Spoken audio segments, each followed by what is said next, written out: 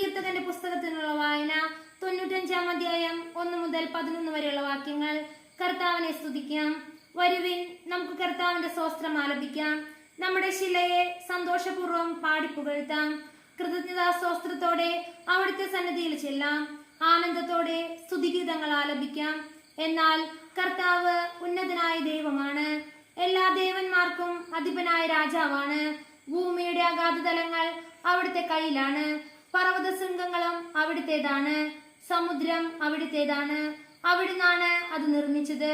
ഉണങ്ങിയ കരയെയും അവിടുന്നാണ് മെനഞ്ഞെടുത്തത്. വരുവിൻ, നമുക്ക് കുമ്പിട്ട് ആരാധിക്കാം.